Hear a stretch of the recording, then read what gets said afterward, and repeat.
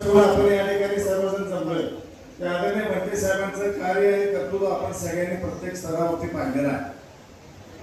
त्यांची भूमिका ही सातत्याने उत्पादकांच्या हिताची राहिलेली आहे.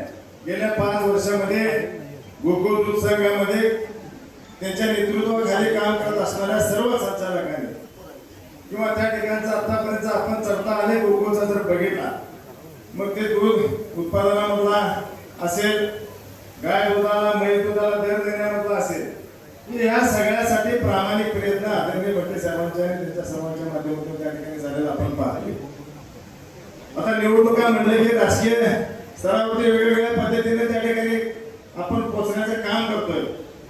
साहेब, घराधारकांच्या पर्यंत पोहोचत असताना सुद्धा आम्ही सगळ्यांनी अनुभवलेले काही अनुभव आहेत, ज्या गोष्टी आहेत आणि या खरे आज काही अडचणीमुळे पक्ष पातळीवरती गटातटाचं राजकारण असल्यामुळे कदाचित काही ठरावदारांनी ठराव आणि कुणाकुणाला तरी दिले असतील, पण या सगळ्यांचा विश्वास साहेब तुमच्यावरती आहे.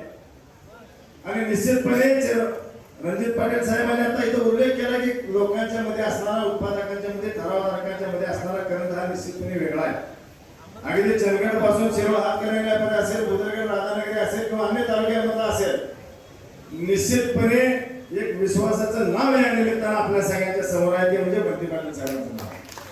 काय भरती नाही झाली तर फी परत? होय, अगदी बरोबर ऐकलत. आणि आम्ही फक्त आश्वासन नाही तर हमी देतो. राजर्षी शाहू करिअर प्रबोधिनी, विश्वास, गुणवत्ता आणि निकालांची परंपरा. आजच आपल्या पाल्याचा प्रवेश निश्चित करा.